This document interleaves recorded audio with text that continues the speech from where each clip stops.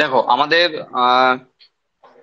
যতদূর অব্দি আমাদের পড়ানো হয়েছে সেখানে নিউক্লিয়াসটা বাকি ছিল সেলের। তাহলে সেই অর্থে সেল প্লাস সেল ডিভিশন একসঙ্গেই হবে, কারণ আমরা সেল ডিভিশন বোঝাতে বোঝাতেই মানে সেলের নিউক্লিয়াস বোঝাতে বোঝাতেই আমরা সেল ডিভিশনে ঢুকে যাব। ঠিক আছে, তার মানে এটা সেল ডিভিশনের পার্ট 1। ওকে, দেখো কেন বললাম যে সেল পড়তে পড়তে আমরা সেল ডিভিশন ঢুকতে পারবো, কারণ আমরা জানি যে সেল সাইকেল যেটা আমরা মাইটোসিস সেল ডিভিশনে পড়েছি, সেই সেল সাইকেলের ক্ষেত্রে নিউক্লিয়াস এবং ক্রোমোজোম দুটো অল্টারনেটিভ ফেজে থাকে। যখন ইন্টারফেজ চলে তখন সেখানে আমরা নিউক্লিয়াসকে পাই, আর যখন ডিভিশনাল ফেজ চলে তখন আমরা সেখানে ক্রোমোজোমকে পাই। তো সেই হিসাবেই আমরা অল্টারনেটিভ ফেজের কথা বলছি, যেখানে এই দুটো জায়গাকে দেখা যায়। ওকে, তার মানে বারবার আমরা বলেছিলাম সেই রকমই যে নিউক্লিয়াস আর ক্রোমোজোম প্রায় একই জিনিস, সেই অর্থে দুটো আলাদা ফেজে দেখা যায়। ওকে, দেখো আমরা এনসিইআরটি পেজ অনুযায়ী যেহেতু পড়ছি, তাহলে সেখানে আমরা নিউক্লিয়াস থেকে শুরু করব। নিউক্লিয়াস 8.5.10 পেজ নাম্বার 138 138 নিউক্লিয়াস রয়েছে। Nucleus as a cell organelle was first discovered by Robert Brown as early as 1831।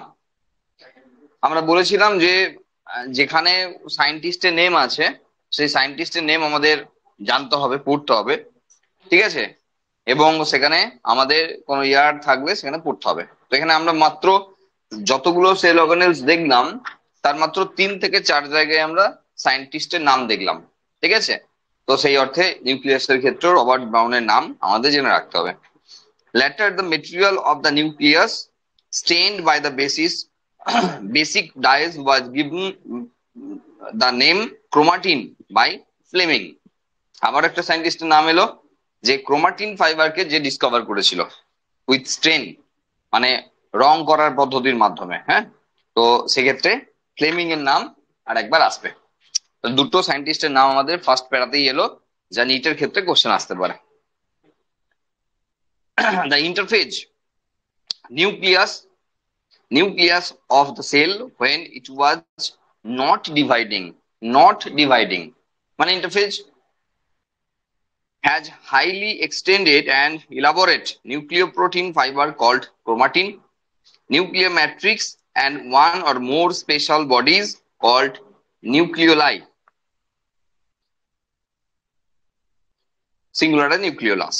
ব্যাপারটা হলো এরকম যে যখন আমরা নিউক্লিয়াসের কথা বলছি তাহলে সেখানে ক্রোমাটিন ফাইবার থাকার কথা বলেছি, আর আমরা বারবার বলেছি ক্রোমাটিন ফাইবারটা এক জায়গায় না করে দিয়ে আমরা এইভাবে পার্ট পার্ট করে এরকম হিজিবিজি করব, কিন্তু পার্ট পার্ট করে করব, কারণ এগুলো এক একটা ক্রোমোজোমে কনভার্ট হয়।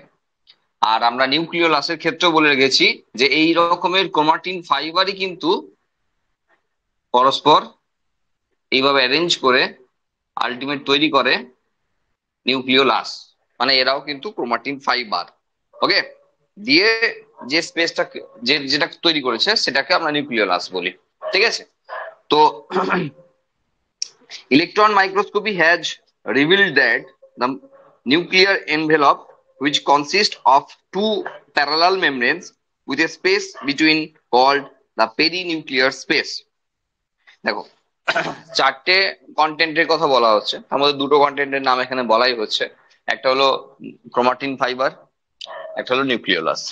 এছাড়াও নিউক্লিয়াসের ক্ষেত্রে ডবল মেমব্রেন বাউন্ড স্ট্রাকচার যেহেতু, সেই জন্য এখানে নিউক্লিয়ার মেমব্রেনের কথা বলা হচ্ছে, এবং দুটো মেমব্রেনের মাঝে পেরিনিউক্লিয়ার স্পেস রয়েছে সেটার কথাই বলা হচ্ছে, যে দুটো মেমব্রেনের মাঝে পেরিনিউক্লিয়ার স্পেস রয়েছে।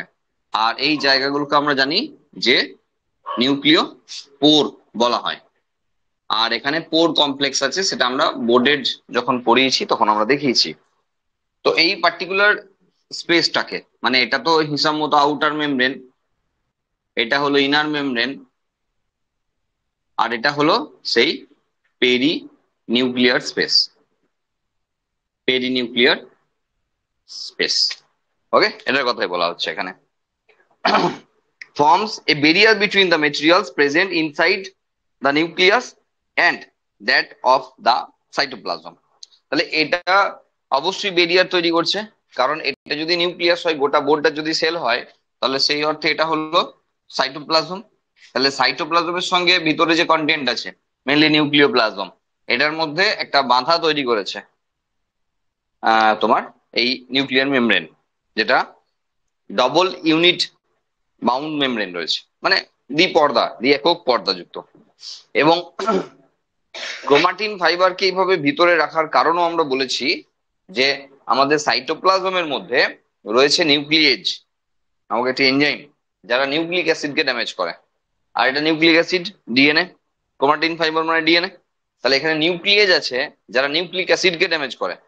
তার মানে যদি মেমব্রেনটা না থাকতো, তাহলে সাইটোপ্লাজমের যে নিউক্লিয়েজ এনজাইম তারা নিউক্লিক অ্যাসিডকে ড্যামেজ করে দিতে পারতো বা করে দেয়। আর সেই জন্যই কিন্তু ভিতরে রয়েছে ক্রোমাটিন ফাইবার বা ডিএনএ, যারা বাইরে বেরিয়ে আসে না হিস্টোন প্রোটিনের সাহায্য ছাড়া। হিস্টোন প্রোটিন যদি বাইন্ড করে সঙ্গে, তখনই একমাত্র নিউক্লিয়ার মেমব্রেনের ডিসঅ্যাপিয়ার করে আর কি, যা আমরা সেল ডিভিশন দেখেছি লেট প্রোফেজে হয়। ঠিক আছে, কারণ এটাই। আচ্ছা, the outer membrane usually remains continuous with the endoplasmic reticulum and also bears ribosome on it। দেখো, আউটার মেমব্রেন যেটা রয়েছে সেটা বলছে কন্টিনিউয়াস উইথ এন্ডোপ্লাজমিক রেটিকুলাম। আমরা এখানে এনসিআরটি ধরো সেই অর্থে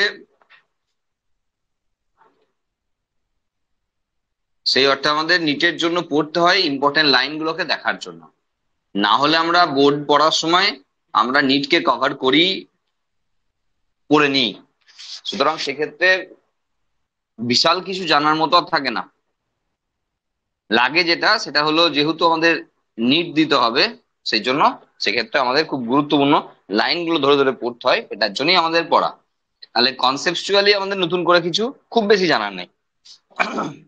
তাহলে বলছে আউটার মেমব্রেন যেটা রয়েছে তার সঙ্গে কন্টিনিউ হচ্ছে এন্ডোপ্লাজমিক রেটিকুলাম, আর এন্ডোপ্লাজমিক রেটিকুলামের গায়ে রয়েছে, উপরে রয়েছে রাইবোসোম, এটাই বলছে। আর সেই জন্য এই জায়গাটাকে, এই পোর্শনটাকে আমরা আরইআর বলি, তাই তো, রাফ এন্ডোপ্লাজমিক রেটিকুলাম, যেহেতু এন্ডোপ্লাজমিক রেটিকুলামের উপর রাইবোসোম রয়েছে তাই। ওকে, আচ্ছা, these at a number of places the nuclear envelope is interrupted by, ওটাই বলছিলাম যেটা নিউক্লিয়ার পোর বলা আছে। at a number of places the nuclear envelope is interrupted by minute pores, এই যে by interrupted by minute pores, বারবার interrupt করছে পোর গুলো দিয়ে, যেগুলো আমরা নিউক্লিয়ার পোর বলছি, which are formed by the fusion of these two membranes। These nuclear pores are the passage through which movement of RNA and protein molecules takes place in both direction between the nucleus and cytoplasm। Normally there is only one nucleus per। আচ্ছা দেখো, আমরা যদি একটু বিস্তারিত ভাবে যাই, তাহলে এটা যদি নিউক্লিয়াস হয় তাহলে আমরা লিখতেই পারি আরামসে যে এটা ইন্টারফেজ দশায় আছে, এটা ইন্টারফেজে আছে। আর যত রকমের জেনেটিক এক্সপ্রেশন রেগুলেশন সবই ইন্টারফেজে হয়। তার মানে এটা যদি ডিএনএ হয় তাহলে সেখান থেকে তৈরি হয় এমআরএনএ।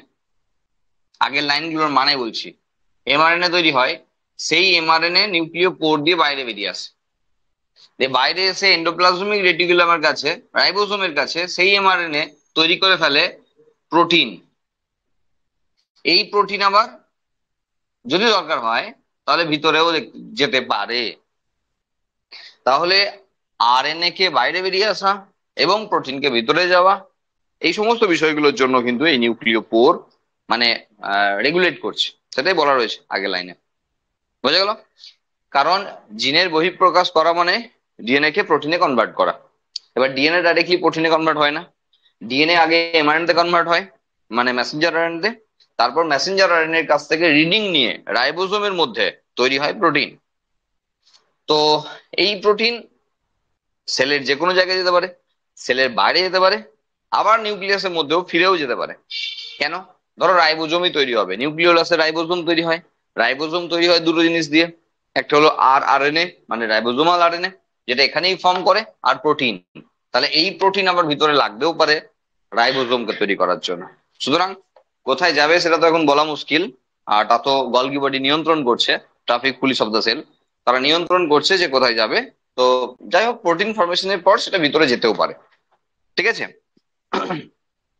আচ্ছা, নেক্সট রয়েছে normally there is only one nucleus per cell. Variation in the number of nuclei are also frequently observed. সাধারণত একটা করে নিউক্লিয়াসই থাকে, কিন্তু একটার বেশি থাকা বা এই যে ভ্যারিয়েশন, একাধিক থাকা, এই বিষয়গুলো কিন্তু বিভিন্ন জায়গাতে অবজার্ভ করাও যায়। ঠিক আছে, যেখানে একের বেশি নিউক্লিয়াস রয়েছে। দেখো, can you recollect names of organisms? ও সমস্যা। Can you recollect names of organisms that have more than one nucleus per cell? মানে মনে করতে পারবে বা রিকালেক্ট করতে পারবে যে যেখানে একের বেশি নিউক্লিয়াস ছিল? আমরা জানি যে ওই সিনোসাইট আর সিনোসাইটিয়াম বলা হয় যেখানে একাধিক নিউক্লিয়াস থাকে। হার্ট সেলের ক্ষেত্রে কার্ডিয়াক মাসেল রয়েছে, সেখানে রয়েছে একাধিক নিউক্লিয়াস। বাউকেরিয়া অ্যালগি, সেখানে রয়েছে একাধিক নিউক্লিয়াস। অ্যামিবা, সেখানে রয়েছে একাধিক নিউক্লিয়াস, সরি অ্যামিবা না, প্যারামেসিয়াম, সেখানে রয়েছে দুটো নিউক্লিয়াস। তাহলে একাধিক নিউক্লিয়াসের জায়গা কিন্তু অনেক রয়েছে, আর সেগুলোকে আমরা কিন্তু রিকল করতে পারছি, তাই তো? আচ্ছা, some mature cells even lack nucleus, as for example erythrocytes of many mammals and sieve tube cells of vascular plants. Nucleus নেই এমন জায়গাও রয়েছে, যেমন ম্যাচিওর আরবিসি, এরিথ্রোসাইট মানে হলো আরবিসি। আমাদের ক্ষেত্রে যে পরিণত লোহিত রক্তকণিকা রয়েছে, বা যাকে আমরা এরিথ্রোসাইট বলি, আরবিসি বলি, সেই ম্যাচিওর আরবিসি তে কোনো নিউক্লিয়াস নেই, এটা আমরা জানি। কারণ নিউক্লিয়াস যদি থাকতো তাহলে সেই জায়গায় যে হিমোগ্লোবিন থাকা, সেই হিমোগ্লোবিনের পরিমাণটা কমে যেত, আর সেই জন্য এখানে কোনো নিউক্লিয়াস রাখেনি। নিউক্লিয়াস থাকার অর্থ হলো বাকি সেল অর্গানেলস গুলোকে রাখতে হবে, যার মানে সেখানে হিউজ পরিমাণে জায়গাকে দখল করে নেবে। আর এরিথ্রোসাইট এমন একটি গুরুত্বপূর্ণ কাজ করে, যেটা হলো অক্সিজেন এবং কার্বন ডাইঅক্সাইডের ট্রান্সপোর্ট। ফলে সেখানে সেই কাজটি ব্যাহত যাতে না হয়, সেই জন্য নিউক্লিয়াসের মধ্যে, সরি আরবিসির মধ্যে কোনো নিউক্লিয়াস দেয়নি। কারণ বললাম নিউক্লিয়াস থাকলে বাকি সেল অর্গানেলস কেও দিতে হবে, তার মানে গোটা সেলটাই তো ভর্তি হয়ে যাবে বিভিন্ন রকম জিনিস দিয়ে। সেই জন্য একটা নির্দিষ্ট ভ্যালিডিটি দিয়ে সেলগুলোকে ছেড়ে দিয়েছে। যেমন অ্যানিমালের ক্ষেত্রে, বিভিন্ন ম্যামলস এর ক্ষেত্রে বা বিভিন্ন অ্যানিমালস এর ক্ষেত্রে যেমন ম্যাচিওর আরবিসি তে আমরা নিউক্লিয়াস পাচ্ছি না, সবার নয় কিন্তু, সবার আরবিসি তে মানে যত অ্যানিমালস আছে সবার আরবিসি তে নিউক্লিয়াস নয় এমন নেই, এমন নয় কিন্তু, হ্যাঁ।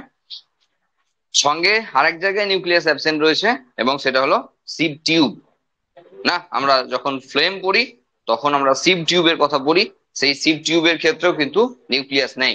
কারণ কারণ ওখানেও মোটামুটি একটা ব্যাপার রয়েছে, যেহেতু প্ল্যান্টের ক্ষেত্রে ফ্লেমের বিষয়বস্তু হলো যেখানে ফুড ট্রান্সপোর্ট হয়, আর ফুড ট্রান্সপোর্টের মেন যে জায়গা যা থ্রু দিয়ে হয় সেটা হলো সিভ tube.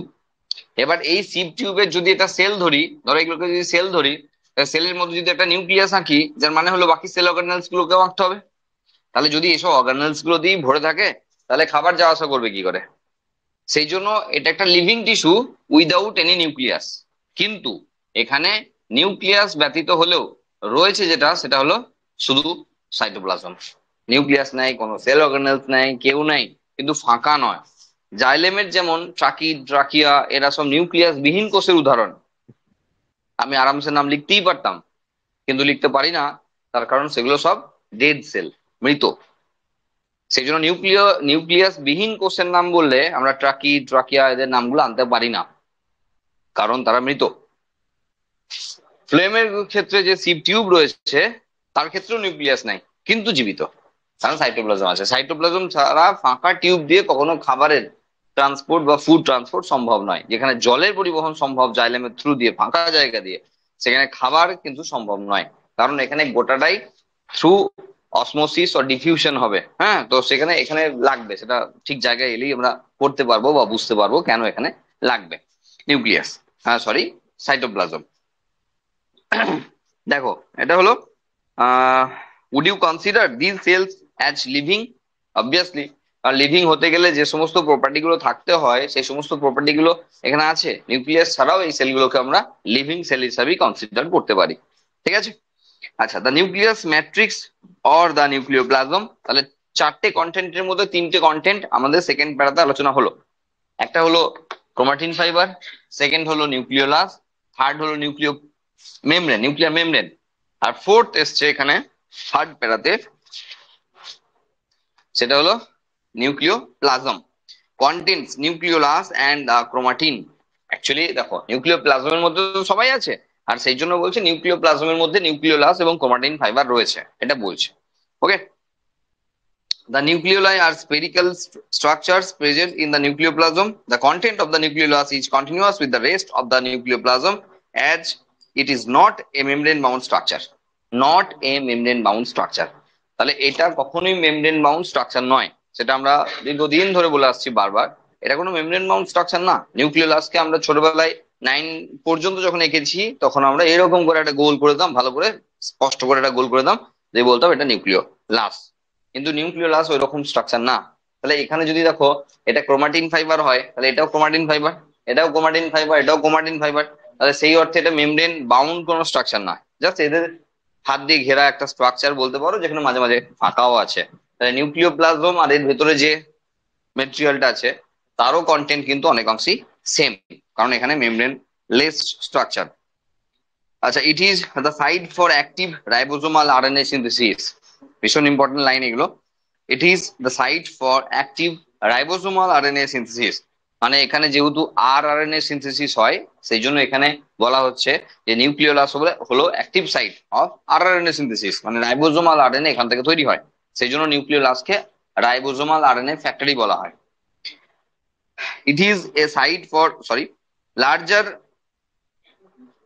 and more numerous nucleoli are present in the cells actively carrying out protein synthesis.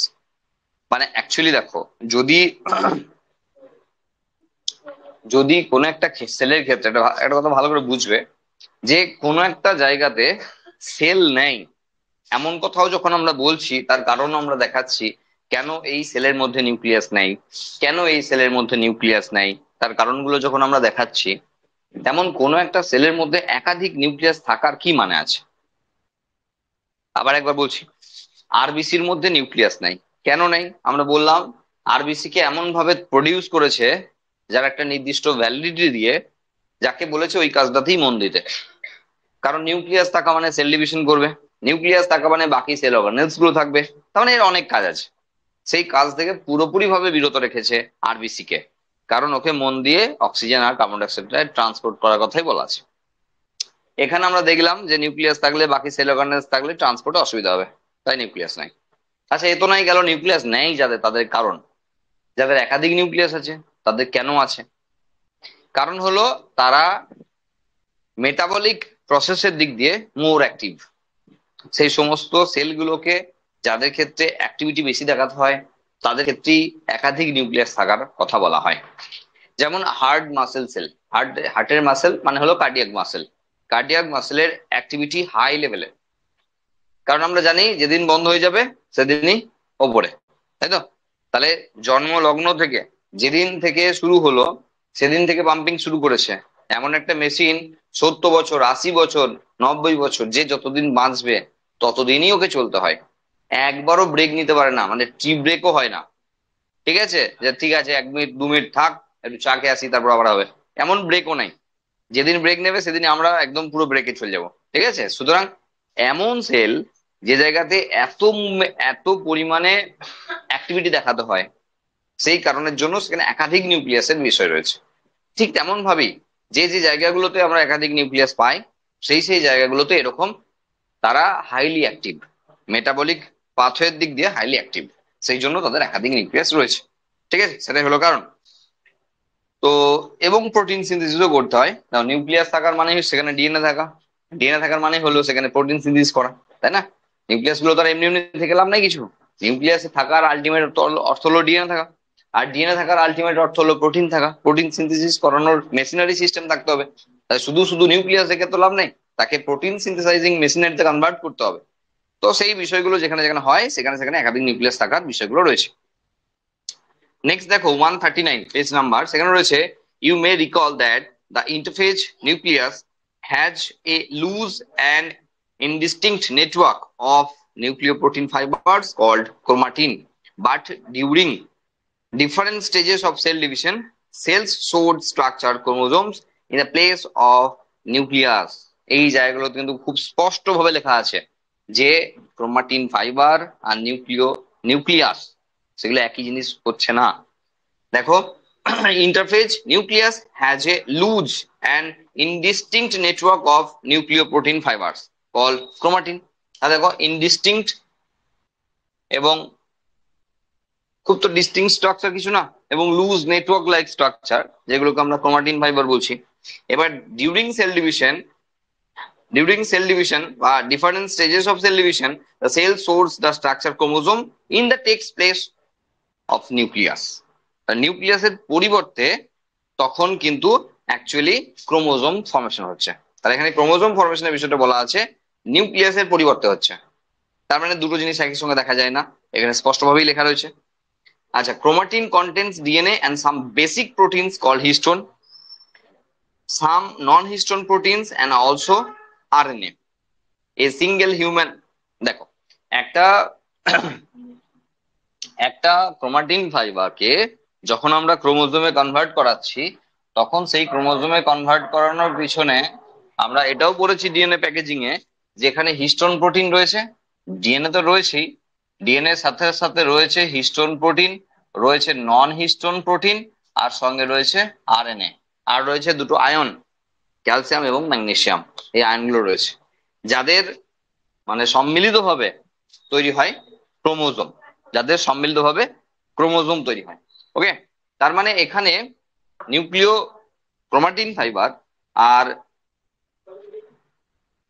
চলেছ ক্রোমাটিন ফাইবার আর ক্রোমোজোম, ঠিক আছে, এই দুটোর মধ্যে বেসিক ডিফারেন্স হলো যে ক্রোমাটিন ফাইবারে ডিএনএ আছে, আর ক্রোমোজোমের মধ্যে ডিএনএ, তার সঙ্গে বেসিক প্রোটিন হলো হিস্টোন, নন হিস্টোন প্রোটিন, এবং সঙ্গে রয়েছে আরএনএ। ক্যালসিয়াম ম্যাগনেসিয়ামের কথা এখানে ডাইরেক্টলি দেওয়া নেই, এগুলো রয়েছে। এ single human sell has approximately 2 meter long thread of DNA distributed among its 46 23 pairs chromosome. Will you study the details of DNA packaging in the form of a chromosome in class 12? দেখো, DNA packaging এর যে বিষয়টা আমরা class 11এই করে ফেলেছি বোর্ডের জন্য, সেটা কিন্তু যদি এনসিইআরটি অনুযায়ী পড়ি তাহলে ক্লাস 12 গিয়ে যখন জেনেটিক্স পড়বো তখন পড়বো, এখন কিন্তু নাই, এবং সেটা এখানে উল্লেখ করা রয়েছে। তাহলে ডিএনএ প্যাকেজিং অলরেডি আমরা 11-এ পড়ে ফেলেছি আমাদের বোর্ডের জন্য, কিন্তু এনসিইআরটি অনুযায়ী কিন্তু আমরা আর পড়ার সুযোগ পাবো না। এখানে আমরা ক্লাস 12-এ গিয়ে ডিএনএ প্যাকেজিং পড়বো। প্যাকেজিং মানে কি, যে কিভাবে ক্রোমাটিন ফাইবার থেকে ক্রোমোজোমে কনভার্ট হয় সেই বিষয়টির কথা বলা হচ্ছে। Every chromosome visible only during dividing cell, কারণ ক্রোমোজোমকে শুধুমাত্র ডিভাইডিং সেলে দেখা যায়, মানে যখন সেল ডিভিশন চলছে তখন একমাত্র ক্রোমোজোমকে দেখা যায়। তো সেটাই বলছে every chromosome essentially has a primary constriction or the centromere on the side of which disc-shaped structure called kinetochores are present. তাহলে এই যে যদি একটা ক্রোমোজোমের স্ট্রাকচার এটা হয়, সাপোজ যদি আমরা দেখাই যে এটা হলো একটা ক্রোমোজোমের ক্ষেত্রে তার স্ট্রাকচার, তাহলে সেখানে যে কনস্ট্রিকশন বা খাঁজটা রয়েছে সেই খাঁজটাকে বলছি আমরা প্রাইমারি কনস্ট্রিকশন বা মুখ্য কাজ। সেই অংশে একটা প্রোটিন রয়েছে, যে প্রোটিনটার নাম হলো কাইনেটোকোর প্রোটিন, এবং সেটা টিউবুলিন প্রোটিন দিয়ে তৈরি, সেটা আমরা পড়েছি আগে। তো centromere holds the 2 chromatids of a chromosome. দেখো এখানে কতগুলি কথা, একটু মন দিয়ে শুনবে তাহলে বুঝতে পারবে। Every chromosome essentially has a primary constriction, মানে প্রাইমারি কনস্ট্রিকশন থাকতেই হবে যদি সেটা অ্যাসেন্ট্রিক ক্রোমোজোম না হয়। এবার বিষয় হলো অ্যাসেন্ট্রিক ক্রোমোজোম মানে যার সেন্ট্রোমিয়ারই নাই, তার তো ভবিষ্যৎ অন্ধকার, আগেই বলা আছে। তাহলে অ্যাসেন্ট্রিক ক্রোমোজোমকে বাদ রেখেই আমাদের কথাগুলো ভাবতে হচ্ছে, মানে যার সেন্ট্রোমিয়ার নেই সেরকম ক্রোমোজোমের কথা আমরা বলবো না। আমরা একটা ক্রোমোজোম নিয়ে আলোচনা করছি যেখানে অ্যাটলিস্ট একটা একটা সেন্ট্রোমিয়ার আছে। তাহলে সেই সেন্ট্রোমিয়ার রিজিয়নটা হলো কনস্ট্রিকশন রিজিয়ন। তাহলে প্রাইমারি কনস্ট্রিকশন রিজিয়ন যেটা, সেখানে রয়েছে সেন্ট্রোমিয়ার, এবং সেখানে রয়েছে একটি প্রোটিন ডিস্ক যেটাকে বলা হচ্ছে কাইনেটোকোর, যেটা টিবিউলিন প্রোটিন দিয়ে তৈরি, আমরা আগেই পড়েছি। Centromere holds two chromatids of a chromosome. তাহলে সেন্ট্রোমিয়ার বলছে যে দুটো ক্রোমাটিডকে পাশাপাশি ধরে রেখেছে। এইখানটা একটু গন্ডগোল হয়ে গেল, কারণ এই অবস্থায় দুদিকে দুটো যে অংশ রয়েছে সেগুলোকে কিন্তু ক্রোমাটিড বলা হয় না, সেগুলোকে আর্ম বলা হয়। ঠিক আছে, কিন্তু এনসিইআরটি যা বলছে, নিট দিতে গেলে আমরা তাই শুনবো, আর বাকি যা জানি বোর্ড দিতে গেলে আমরা তাই বুঝবো। বাকি বাকি বোর্ড, এগ্রিকালচার, জেন পাস দিতে গেলে তাই বুঝবো। একমাত্র নিট দিতে গেলে এনসিইআরটি যা বলছে তাই শুনবো। সত্য হোক মিথ্যা হোক অত বাছাবাছির ব্যাপার নাই, যা বলছে তাই শুনতে হবে। ঠিক আছে, তাহলে সেখানে বলছে যে বেসড অন দা, ঠিক আছে, টু ক্রোমাটিডস। ক্রোমাটিড আমরা কখন বলতে পারি? যখন আমরা ক্রোমোজোমটাকে এইভাবে ভাগ করি তখন আমরা ক্রোমাটিড বলতে পারি। এটা এটা ক্রোমাটিড, এটা একটা ক্রোমাটিড, এটা একটা ক্রোমাটিড, কারণ এই জিনিসটা গোটাটা একসঙ্গে আছে, এটা একসঙ্গে আছে, এটা একটা ক্রোমাটিড, আর এখান থেকে এই গোটা স্ট্রাকচারটা একটা ক্রোমাটিড। তাহলে এখানে বলতে পারি দুটো ক্রোমাটিড, এখানে বলতে পারি না আমরা, এখানে দুটো আর্ম আছে, পি আর কিউ আর্ম আছে। ওকে, যাই হোক এনসিইআরটি বলছে যখন তখন শুনেই রাখতে হবে যেগুলো ক্রোমাটিড বলছে। তো এবার ব্যাপারটা হলো যে based on the position four types, আচ্ছা, based on the position the centromere the chromosomes can be classified into four types. Centromere কোথায় রয়েছে তার উপর বেস করে চারটে টাইপ রয়েছে: মেটাসেন্ট্রিক, সাবমেটা, অ্যাক্রোট, হেলো। তার ছবিগুলো এখানে দেওয়া আছে। তাহলে যেখানে দেখো ছবির জায়গায় কিন্তু ঠিক দিয়ে দিয়েছে, মানে যেখানে নিউক্লিয়াসের যেখানে সেন্ট্রোমিয়ারের দুদিকে দুটো অংশকে ক্রোমাটিড বলছে, সেই জায়গায় ছবি কিন্তু এখানে ঠিক দেওয়া আছে। কারণ এখানে কিন্তু আর এরকম ছবি দেয়নি, এখানে কিন্তু এরকম ডিভাইড করেই ছবি দিয়েছে। তার মানে এই ফেজটাকে পুরোপুরি ওভারলুক করেছে, মানে বলতে পারো ছেড়ে দিয়েছে, ওই ওই ওই- এই লুকটাকে দেয়নি, ডাইরেক্টলি এই লুকে চলে এসছে। সেই জন্য তারা এখানে ক্রোমাটিড বলতে পারছে। কিন্তু আমরা যদি পড়তে পড়তে আসি উপর থেকে, তাহলে সেই অংশে কোনো সময় আমরা এটা বলতে পারি না যে এই ছবিটা, মানে যেখানে ক্রোমাটিডের কথা বলছে সেই অংশ কিন্তু এটার কথাই বলছে। যাই হোক, বাদ দিলাম। তো সেখানে যদি মাঝামাঝি অংশে থাকে তাহলে সেটাকে মেটাসেন্ট্রিক, যদি মাঝামাঝির কাছাকাছি থাকে তাহলে সাবমেটা, যদি শেষের কাছাকাছি থাকে তাহলে সেক্ষেত্রে অ্যাক্রোসেন্ট্রিক, এবং যদি শেষের দিকে থাকে তাহলে টেরোসেন্ট্রিক। চারটে ছবি এখানে দেওয়া আছে। যে কোনো ছবি এখানে আগডুম বাগডুম যা ছবি থাকবে তা সবই কিন্তু আমাদের এনসিইআরটি অনুযায়ী নিচে আসে। ঠিক আছে, সেই জন্য ছবি ভীষণ গুরুত্বপূর্ণ, যাই আছে সেগুলোই। Sometimes a few chromosomes have non-staining secondary constriction at the constant location. This gives the appearance of a small fragment called satellite. মানে কোনো কোনো ক্রোমোজোমের ক্ষেত্রে কনস্ট্রিকশন এক ছাড়া একাধিক হতে পারে, মানে অন্য কোনো কনস্ট্রিকশন যদি থাকে তখন তাকে সেকেন্ডারি কনস্ট্রিকশন বলা হয়, এবং এই সেকেন্ডারি কনস্ট্রিকশনের সংখ্যাটা একাধিক হতে পারে। মানে প্রাইমারি কনস্ট্রিকশন বা মুখ্য খাঁজ অঞ্চল তো একটা রইলই, সঙ্গে কিন্তু আরো একাধিক জায়গাতে সেকেন্ডারি কনস্ট্রিকশন রয়েছে, এবং তার সংখ্যাটা একের জায়গায় আরো বেশি হতে পারে। এইরকমই কোন একটি সেকেন্ডারি কনস্ট্রিকশনের জায়গায় এনওআর থাকে, নিউক্লিয়ার অর্গানাইজিং রিজিয়ন, এবং তার পাশেই থাকে স্যাটেলাইট, যাকে আমরা স্যাট ক্রোমোজোম বলি। সব ক্রোমোজোমে স্যাটেলাইট থাকে না বা স্যাট ক্রোমোজোম হয় না। ঠিক আছে, তো এগুলো এখানে বলা রয়েছে, আর তো কিছু নাই। মাইক্রোবডিজ রয়েছে দু লাইনে। Many membrane bound minute vesicle called microbodies that contain various enzymes are present in both plants and animals. গ্লাইঅক্সিজোম, পারক্সিজোম আর স্পেরোজোমের কথা বলা হচ্ছে, নাম উল্লেখ করা নাই, শুধু বলেছে যে ছোট ছোট মেমব্রেন বাউন্ড স্ট্রাকচার যেখানে ডিফারেন্ট টাইপস এর এনজাইম রয়েছে যারা বিভিন্ন অ্যাক্টিভিটিতে হেল্প করে এবং যারা উদ্ভিদ এবং প্রাণী কোষে থাকতে পারে। ঠিক আছে, এখানে মাইক্রোবডিজ বলতে অক্সিজোম, মানে পারক্সিজোম, গ্লাইঅক্সিজোম এবং স্পেরোজোম, এদের কথা বলা হচ্ছে। মাইক্রোবডিজ এর দেড় লাইন থেকে দু লাইনই শেষ, এখানে কিছু নাই। ঠিক আছে, সুতরাং এই মোটামুটি আমাদের সেলে ছিল। এরপর আসবো আমরা সেল ডিভিশনে। হ্যাঁ, কারণ আমরা আগেও বলেছি যে বায়োমলিকুলস কে আমরা পরে পড়বো, আমরা সেলের পর জেনারেলি সেল ডিভিশন পড়তেই বেশি পছন্দ করি, যেহেতু দুটো রিলেটেড জিনিস সেই জন্য। চলে এসে পেজ নাম্বার 162, ঠিক আছে, এবং যেখানে সেল ডিভিশন শুরু হচ্ছে। দেখো, chapter 10, cell cycle and cell division. প্রথমে সেল সাইকেল নিয়ে আলোচনা হবে, তারপরে সেল ডিভিশন নিয়ে আলোচনা হবে, ঠিক আছে। প্রথম প্যারা ছেড়ে, কারণ ছাড়াটাই বুদ্ধিমানের কাজ। হ্যাঁ, কারণ যে জায়গাগুলো থেকে দেখো ডাইরেক্টলি কোশ্চেন আসবে না, সেল ডিভিশনে বেসিক জিনিসপত্র নিয়ে কথা বলা আছে, নিজেকেও করতে হবে। এমন নয় যে আমি রিডিং গুলো পড়ে দেবো আর বিশাল কিছু করে দেবো, মোবাইল নিয়ে বসে থাকলে হবে না, নিজেকেও পড়তে হবে, বুঝে গেল? নিজেকেও পড়তে হবে, ঘরে একটু ট্রাই করতে হবে, যে লাইনগুলো আটকাবে সেগুলো জেনে নিতে হবে, বুঝে গেল?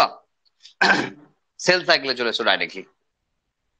দেখো, cell division is a very important process in all living organisms. During this division of a cell, DNA replication and cell growth also takes place.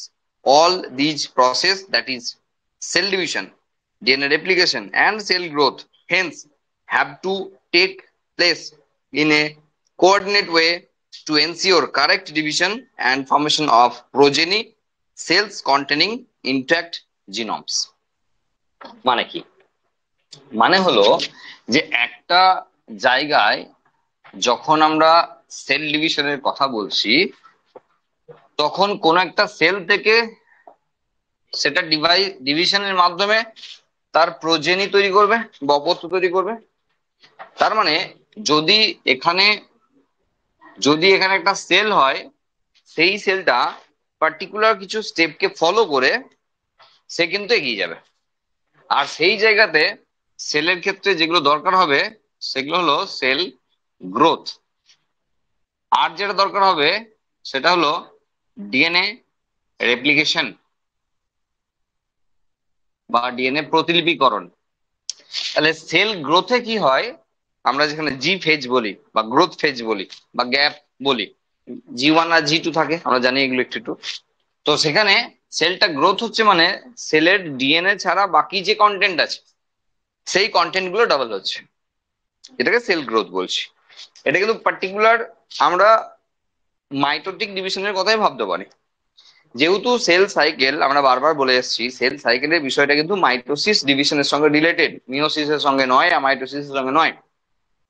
কারণ কি, যখন মিওসিস সেল ডিভিশন হয় তখন মিওসিস 1 আর তারপরে মিওসিস 2, গল্প শেষ।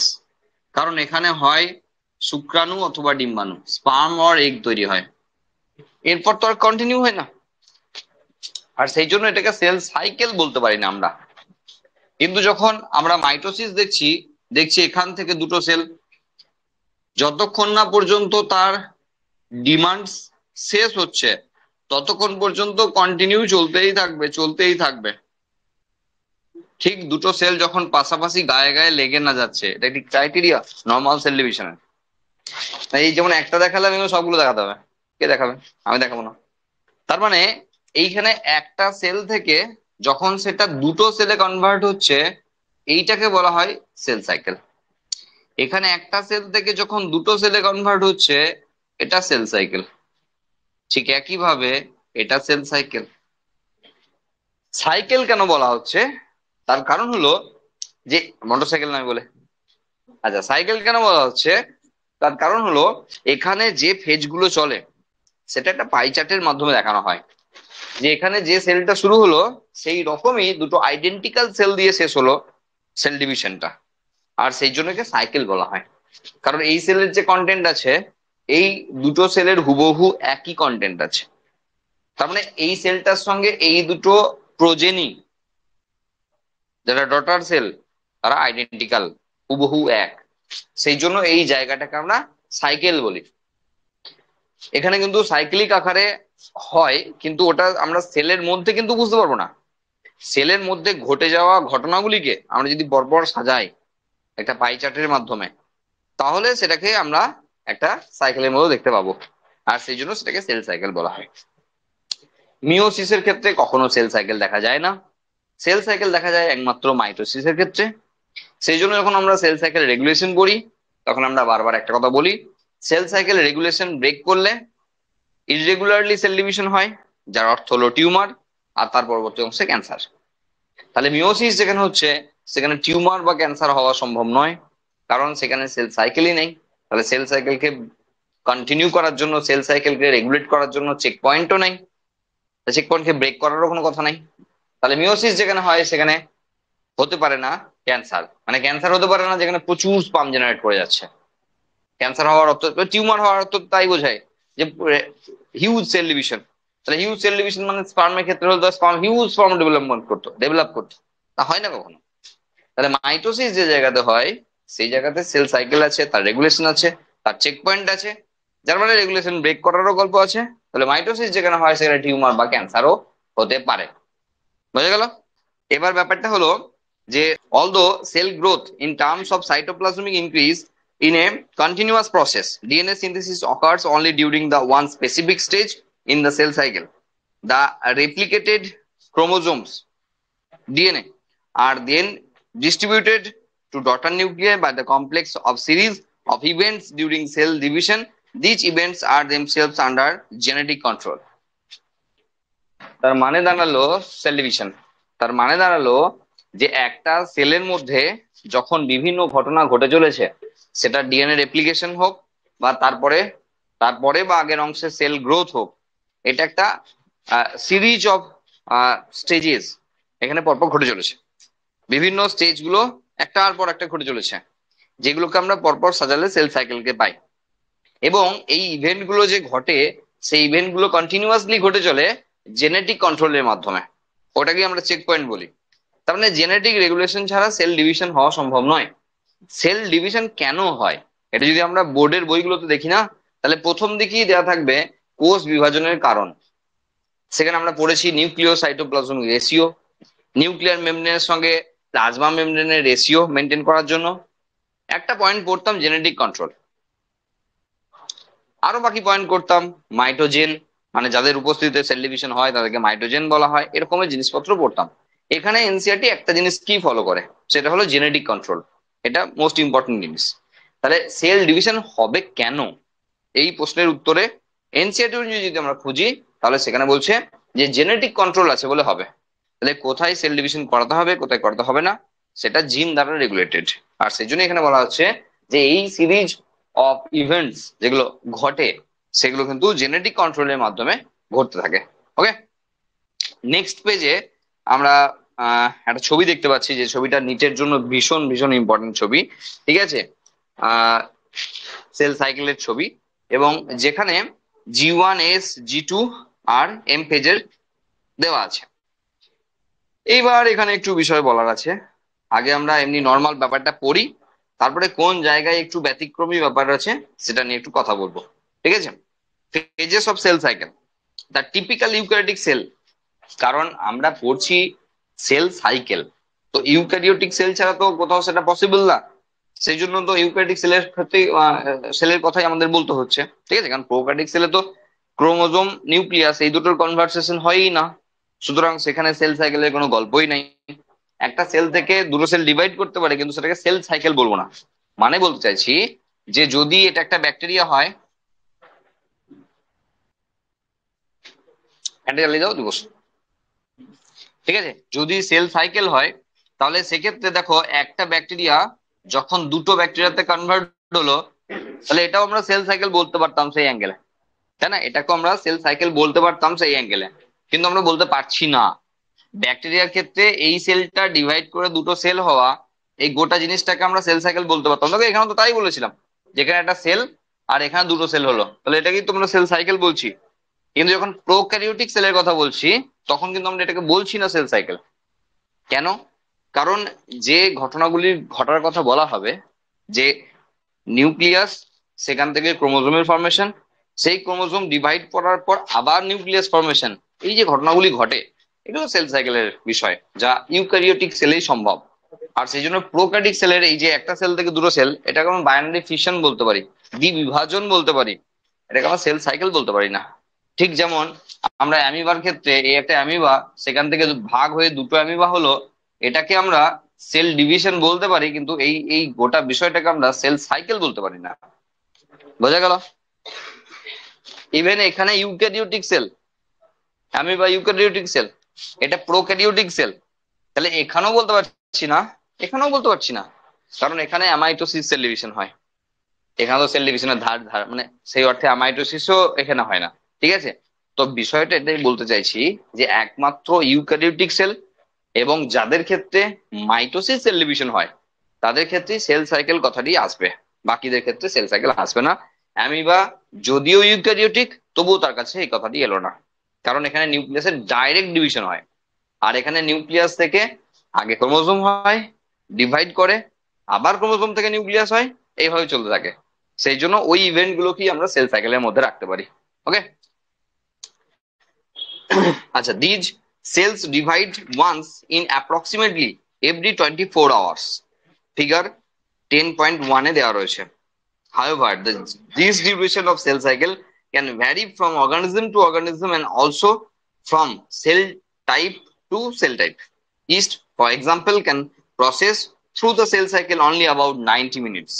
The cell cycle is divided on, দেখো এই যে একটা সেল থেকে দুটো সেল হবে কতক্ষণ টাইম লাগবে, যদি আমরা হিউম্যান বিংস এর ক্ষেত্রে বলি তাহলে সেখানে 24 আওয়ার্স লাগে, যেখানে একটা ইস্টের ক্ষেত্রে মাত্র 90 মিনিটস লাগছে, তাই না?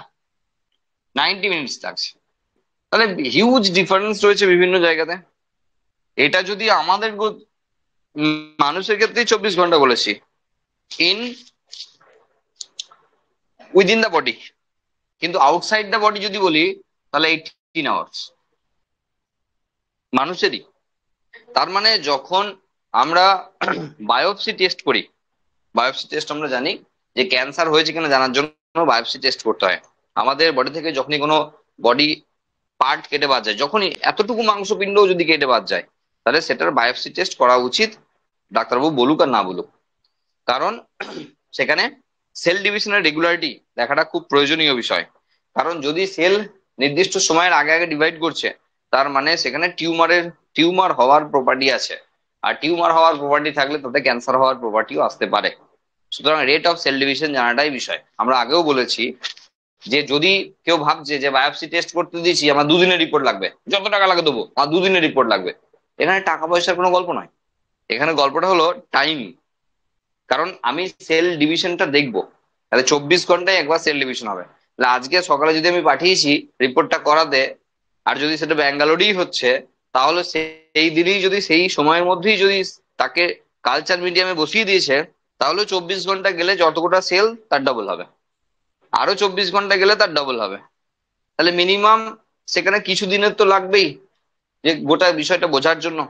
একটা সাইজে একটা সাইকেলকে দেখলে তো আমরা এরর চলে আসবে না, একদিনই যদি ছেড়ে দিই একবারে সেল ডিভিশন দেখে যে দিয়েছিলাম 50টা সেল হয়েছে 100টা সেল, বুঝে গেছি যে সেল ডিভিশন রেট ঠিক আছে। তো এটাতে এরর লেস বলা যাবে না, কারণ আমাকে কয়েকবার ব্যাপারটাকে ঘটতে দিতে হবে। প্রতিবারই যদি একই রকম হয় তাহলে সেটাকে আমি বলতে পারি 24 ঘন্টা ধরে নাও। এবার যেহেতু বলছি 18 ঘন্টা টাইম লাগে, তাহলে সেখানে ওই 6 ঘন্টা টাইম কম লাগছে, যেহেতু নিউট্রিয়েন্ট মিডিয়াম এবং যা ফেভারেবল কন্ডিশন সব অ্যাপ্লাই করে দেওয়া হয়। আর সেই জন্য এখানে রেগুলেশনটা অল্প সময়ের মধ্যে চলে আর কি। আর সেই জন্য সেল ডিভিশনের রেটটা এখানে মানে টাইমটা এখানে কম আছে, ডিউরেশনটা কম আছে। তো অর্গানিজম টু অর্গানিজম ভ্যারি করে যে একটা সেল ডিভাইড করে দুটো সেল হতে কতক্ষণ টাইম লাগবে, বা 1 লাখ সেল ডিভাইড হয়ে 2 লাখ হতে কতক্ষণ টাইম লাগবে। তাহলে সেক্ষেত্রে আমার কোনো একটা ক্ষতস্থান তৈরি হয়েছে, সাপোজ 5 লাখ সেল ড্যামেজ হয়েছে, তাহলে এই 5 লাখ সেলকে ভরপাই করতে এখানে আশেপাশে ধরো আমি বললাম 5,000 সেল রাস্তায় নেমেছে, হাতেই নেমেছে সেল ডিভিশন করতে। তাহলে এই 5,000 সেল একদিন পেরুলে 10,000 সেলে কনভার্ট হবে, তাহলে 5,000 ভরপাই হলো। সেই 10,000 সেলই কিন্তু ডিভাইড করবে নেক্সট দিনে, মানে 20,000 হলো, 20,000 নেক্সট দিনে 40,000 হবে, এইভাবে 5 লাখ সেলকে ভরতে হবে। তাহলে সেই টাইম ডিউরেশনকে আমাকে দিতে হবে, আমাকে তাড়াহুড়ো করলে আর মানে তো তাহলে প্লাস্টিক সার্জারি করতে হবে। আমার যদি এত তাড়া থাকে তাহলে সেই গর্তটা মেটাতে প্লাস্টিক সার্জারি করতে হবে, ঠিক আছে, আর না হলে সময় দিতে হবে। এবার এগুলো সবার সমান হয় না, কারণ এই যে সেল সাইকেল, সেই সেল সাইকেলের যে রেগুলেশন, যে চেক পয়েন্ট, সেগুলো অনেক বিষয়ের উপর ডিপেন্ড করে। একজনের ধরো ছড়ে গেল, একসঙ্গে দুটো ছেলে পড়ে গেল, সাইকেলে যাচ্ছিল, একজন চালাচ্ছিল একজন চেপেছিল, আর পড়েছে পড়েছে এরকম একটা ভালো রাস্তায় পড়েছে, হ্যাঁ, একবারে ছাল চামড়া গুটিয়ে নিয়েছে, দুজনেরই হয়েছে একই ঘটনা, দেখা গেল 1 মাসের মধ্যে একটা ছেলে একদম সুস্থ হয়ে গেল, তার সব নতুন চামড়া বেরিয়ে সব ঠিকঠাক হয়ে গেল, আর একটা ছেলে তখনও ঘা ফা হয়ে বসে আছে। তাহলে তার মানে কি? তার মানে একজনের ক্ষেত্রে ঘা শুকোনোর সময়টা কম লাগলো, আর একজনের বেশি লাগছে। ক্ষতস্থান প্রায় একই ছিল ধরে নিলাম। তার মানে কি? এটা শুধু অর্গানিজম টু অর্গানিজম ভ্যারি করে তা না, এটা ম্যান টু ম্যানও ভ্যারি করে। বোঝা গেল? তার কারণ বলছি না তার সুগার আছে, সুগার ছেড়ে দিলাম, সুগার থাকলে তো তার ক্ষতস্থান নিরাময় হতে প্রচুর টাইম লাগবে, তাহলে তুমি ছেড়েই দিলাম। সুগার নেই এমন অবস্থাতেও ধরলাম যে সবারই ক্ষেত্রে গ্রোথ ফ্যাক্টর গুলো সমান নয়। সেই জন্য এই গ্রোথের মাধ্যমে, মানে সেল ডিভিশনের মাধ্যমে টোটাল রিপেয়ারিং প্রসেসটা কমপ্লিট হতে সবার এক সময় লাগবে না, বিভিন্ন জনের বিভিন্ন সময় লাগবে। দেখবে তোমরা খেয়াল করবে যে একজনের ধরো কোথাও কেটে গেছে, চলে গেছে, কিছু হয়েছে, একটু তেল ফেল কিছু লাগলো কি তার অবস্থা একবার খারাপ হয়ে গেল, সে আরো বড় ঘা, আরো ব্যাবে। আর একজন আছে আরামসে তেল ফেল সবই মেকানিজম করে নিচ্ছে, তার আবার শুকিয়েও যাচ্ছে, বলে নাকি স্কিন খুব ভালো বা এটা ভালো ওটা ভালো। এখানে বিভিন্ন ফ্যাক্টরের ব্যাপার আছে যেটা তার বডির ক্ষেত্রে সুইটেবল। বোঝা গেল? তাহলে সব বডিতে সেল ডিভিশন রেট সমান নয়, সব বডিতে এই ফ্যাক্টর গুলো সমানভাবে কাজ করে না। সেই জন্য মানুষের ক্ষেত্রে 24 ঘন্টা বললেও আমার তোমার ওর ক্ষেত্রে এটা 22 ঘন্টা, 23 ঘন্টা, 25 ঘন্টা এরকম হতে পারে, এমন নয়। এটা একটা স্ট্যান্ডার্ড টাইমকে ধরে নেওয়া হয়েছে, যেখানে ইস্টের ক্ষেত্রে মাত্র 90 মিনিট লাগছে সেল ডিভিশন করতে। ফাঙ্গাস যখন আমরা পড়বো বা পড়েছি, আমরা ফাঙ্গাসের মানেই বলেছি টু ফাস্ট গ্রো, ফাঙ্গাই শব্দের অর্থই। তাহলে একটা ফাঙ্গাসকে যেখানে সন্ধ্যেবেলায় আমরা এইটুকু দেখছি, সেই ফাঙ্গাস পরের দিন সকালে এত বড়। তুমি এবার তোমার মুখের পিম্পলটা ভেবে দেখো, এক্স্যাক্টলি এই উদাহরণে দিয়েছিলাম, রাত সন্ধ্যেবেলা এইটুকু আছে আর সকালবেলা এত বড় হয়ে গেছে, তো টিউমার বলবে লোকে, ওটার লোকে পিম্পল বলবে না তখন, লোকে তখন টিউমার বলবে, এত বড় হয়ে গেছে। তাহলে আমরা হয়তো ভেবে দেখিনি, তাহলে ওই ফাঙ্গাসটা সন্ধ্যাবেলা এতটুকু ছিল, সকালবেলা এত বড় হলো কি করে? সেল ডিভিশন করিয়ে। তার মানে তার সেল ডিভিশন রেটটা কিন্তু আর 90 মিনিট না, আর অনেক কম। সেই জন্য সে ওই ওই রেটে যেতে পেরেছে, ওই জায়গায় যেতে পেরেছে মাত্র 6-7 ঘন্টা, 8 ঘন্টার মধ্যে। বোঝা গেল কি বললাম? তাহলে এটা ইস্ট, সেও একটা ফাঙ্গাই, সে 90 মিনিটে একটা সেল ডিভিশন করে। কিন্তু যাকে আমরা বেকিং পাউডার বলে ইউজ করি আর কি, বেক করার জন্য, হ্যাঁ সে তো ইস্ট, স্যাকারোমাইসিস সেরিবিসি। কিন্তু অন্যান্য ফাঙ্গাস এর থেকেও ফাস্ট গ্রো করে, ঠিক আছে, এখানে 90 মিনিটও লাগে না। এগুলো যার ক্ষেত্রে যেমন আর কি, মানে তাহলে মানে কি ফাঙ্গাই হওয়া মানেই একই হবে তা নয়, মানুষ হলেই যে 24 ঘন্টা হবে তেমন নয়, এগুলো সব স্ট্যান্ডার্ড টাইম ধরা আছে। এবার দেখো, বলছে the cell cycle is divided into two basic phases, interphase and mitotic phase বা এম ফেজ। ঠিক আছে, লাইন বাই লাইন তো পড়তেই হবে, তার আগে আমরা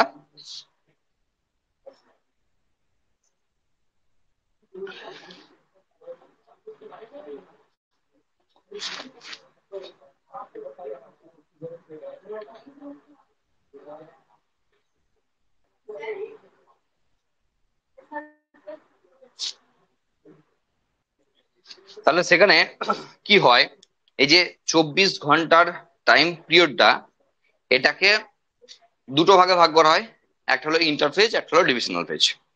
তাহলে টোটাল 24 ঘন্টাকে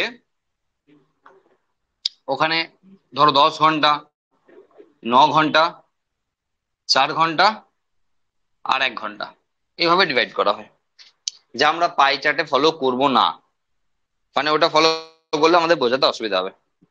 তার মানে G1 এর ক্ষেত্রে 10 ঘন্টা, এস ফেজে 9 ঘন্টা, G2 তে 4 ঘন্টা, এবং এম ফেজে টোটাল লাগে মাত্র 1 ঘন্টা।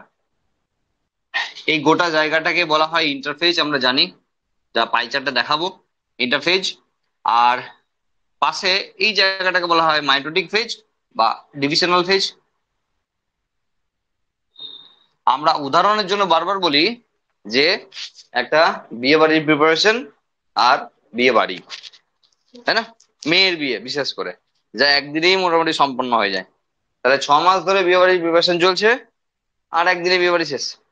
কারণ 23 ঘন্টা ধরে একটা সেল প্রিপারেশন নিল যে কিভাবে সেল ডিভিশন করতে হবে, আর সেল ডিভিশনটা মাত্র হয়ে গেল 1 ঘন্টায়, তাই তো?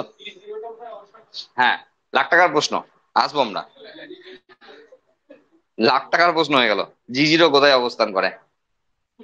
তার আগে আমাদের নর্মাল জিনিসগুলো দেখে নিই, তারপর জি জিরোতে আসবো। হ্যাঁ, সেটাই তো বললাম শুরুতেই, যে ছবিতে একটা বড় কিছু বলার আছে। হ্যাঁ, আর সেটাই হলো জি জিরোর ব্যাপারটা। যাই হোক, সময় মেনটেন না করে আমরা আঁকছি, ঠিক আছে। তার মানে হলো যদি এক্স্যাক্টলি এনসিআরটি অনুযায়ী আমরা চলে যাই, তাহলে মোটামুটি এইরকম জায়গাতে এম পেজের ব্যাপার বলা রয়েছে, এরকম জায়গাতে। আর তার পাশাপাশি এরকম জায়গাতে জি 1, তারপরে এরকম একটা জায়গাতে মোটামুটি এস, আর এখানে জি 2 কথা বলা রয়েছে। আর এটা হলো এম ফেজ, তাই তো। তাহলে এই জায়গাটা হলো ইন্টারফেজ, তো পাশেই দেখানো রয়েছে ইন্টারফেজ। তাহলে ইন্টারফেজের ক্ষেত্রে জি মানে হলো গ্যাপ বা গ্রোথ, যে গ্রোথের কথা একটু আগে লিখেছিলাম আমরা, সেই গ্রোথ। আমরা দুটো কথা লিখেছিলাম, গ্রোথ আর রেপ্লিকেশন। তাহলে গ্রোথ এটা, আর এটাতে গ্রোথ হবে, আর এটাতে রেপ্লিকেশন হবে, আর সেই জন্যই কথাগুলো লেখা ছিল। ওকে, তাহলে জি 1 মানে গ্রোথ 1 বা গ্যাপ 1। গ্যাপ কেন বলা হয়? ডিভিশনের মাঝখানে হয় বলে গ্যাপ বলা হয়। দুটো ডিভিশনের মাঝখানে হয় বলে এটাকে ইন্টারফেজ বলা হয়, ইন্টারফেজ। তাহলে দুটো ডিভিশনাল ফেজের মাঝে হয় একটা ইন্টারফেজ, তাই হচ্ছে না? তাহলে এখান থেকে একটা সেল জার্নি শুরু করলো, সেই সেলটায় ঘুরে এসে কোথাও ঘোরে না, ওখানে বসে বসেই দুটো সেলে কনভার্ট হলো।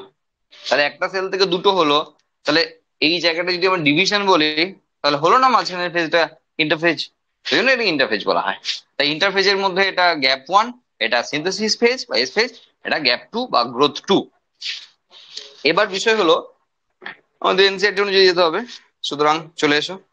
The M phase represents the phase when the actual cell division or mitosis occurs, and the interphase represents the phase between two successive M phase. এগুলো বললাম। It is significant to note that in the 24-hour average duration of cell cycle of human cell division proper lasts only about an hour. The interphase lasts more than 95% of the duration of cell cycle. ওইগুলোই বলছিলাম আমরা, যে বিয়ে বাড়ির preparation 23 ঘন্টার interphase, এখানে 95% জায়গা প্রায় দখল করেছে, আর এখানে 1 ঘন্টা মাত্র যেখানে ডিভিশন হচ্ছে। ওই কথাগুলো এখানে বলা রয়েছে, ঠিক আছে, যে কতক্ষণ কোনটায় সময় লাগে। The M phase starts with the nuclear division corresponding to the separation of daughter chromosome, যেটাকে ক্যারিওকাইনেসিস বলা হয়, and usually ends with the division of cytoplasm, যেটাকে সাইটোকাইনেসিস বলা হয়। তার মানে এখানে যে গোটা এম ফেজটা রয়েছে, সেই এম ফেজটাকে আমরা দুই ভাগে ভাগ করি। একটাকে বলি আমরা ক্যারিওকাইনেসিস। তাহলে নিউক্লিয়াসের ডিভিশন হচ্ছে, ক্যারিয়ন মানে নিউক্লিয়াস, কাইনেসিস মানে বিভাজন। তাহলে ক্যারিওকাইনেসিস মানে নিউক্লিয়াসের বিভাজন, আর এই জায়গায় হয় সাইটোকাইনেসিস বা সাইটোপ্লাজমের বিভাজন। আমরা যারা বোর্ডের পড়াগুলো পড়েছি তারা জানি যে সাইটোকাইনেসিসের জন্য আলাদা করে সময়ই নাই। বিয়ে বাড়ির প্যান্ডেল গোটানো মনে আছে?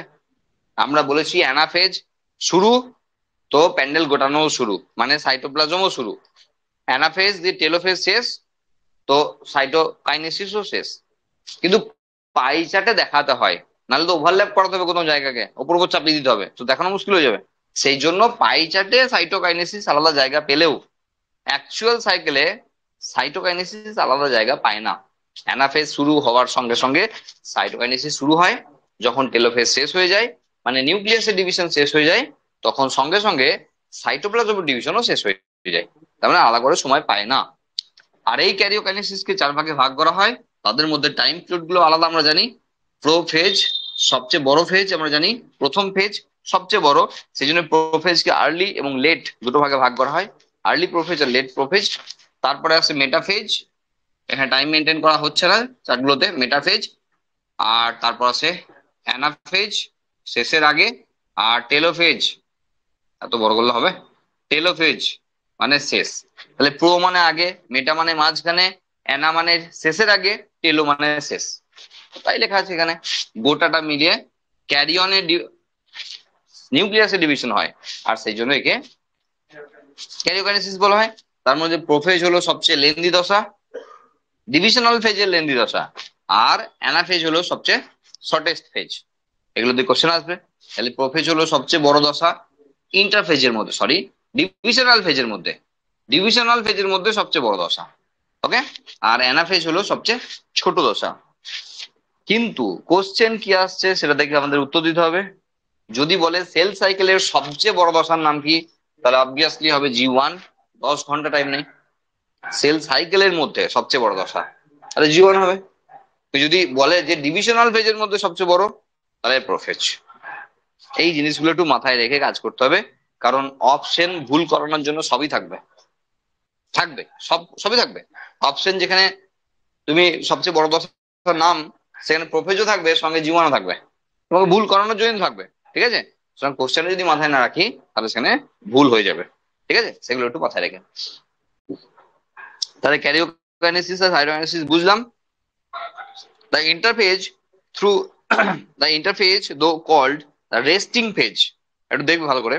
The interphase though called resting phase in the time during which the cell is representing for division by undergoing both cell growth and DNA replication in an orderly manner। একদম এক্স্যাক্টলি লাইন গুলো দিয়ে question আছে, এগুলো line গুলো দিয়ে question আছে নিচে। ঠিক আছে, the interphase is divided into 3 further phases, G1, S আর G2। দেখো, বিয়ে বাড়িতে তো ঝামেলা আছেই, নো ডাউট। একদিনের বিয়ে বাড়ি যখন হবে, সেই বিয়ে বাড়ির দিনকে ঝামেলা প্রচুর আছে। কিন্তু যদি বলি সেই বিয়ে বাড়ির আগে যখন প্রিপারেশন নেওয়া হচ্ছিল তখন কোনো ঝামেলা হয়নি, ঝামেলা নেই, সেটা বললেও ভুল হবে। মার্কেটিং করতে, হ্যাঁ, প্যান্ডেলের লোক যখন এসছে, ডেকোরেটার্স এর লোক যখন এসছে, ক্যাটারিং এর লোক যখন এসছে, তখন ঝামেলা হয়নি বললে ভুল হবে। বলছি এটা শহরের বিয়ে নয়, হ্যাঁ, তাহলে আমি মেলানো যাবে না কিছু, এর একটু গ্রামের বিয়ে ধরতে হবে। কারণ শহরের বিয়ে হলে তো বিয়ে বাড়িতেও তো একবারে সেই সব রেডি করাই আছে, মোটামুটি ক্যাটারিং কে বলা আছে, সব বলা আছে, শুধু মানে মেয়ের বা ছেলের বাবার মায়েরও কোনো কাজ নাই। সকালবেলা শুধু একটু সেগুজে গিয়ে জায়গায় পৌঁছে গেলেই হবে, আর ব্যাগ ভর্তি টাকাটা নিয়ে গেলেই হবে, বাকি গল্প সব রেডি করা আছে।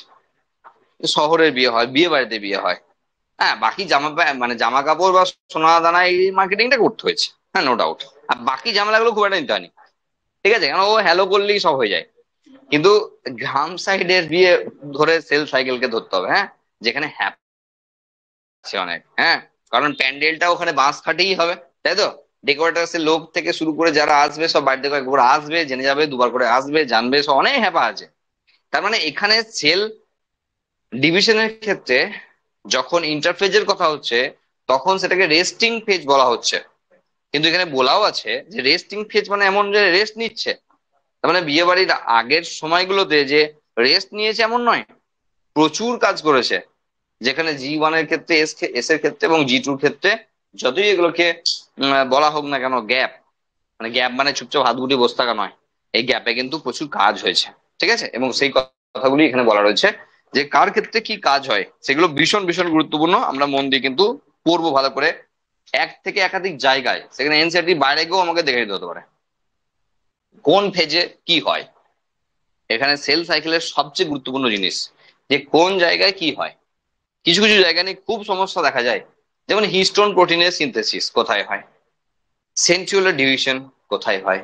ঠিক আছে, এরকম কিছু পার্টিকুলার জিনিস রয়েছে যারা খুব কনফিউজিং, হ্যাঁ, আর ওই জায়গাগুলো থেকে কোশ্চেন ম্যাক্সিমাম ক্ষেত্রে আসবে।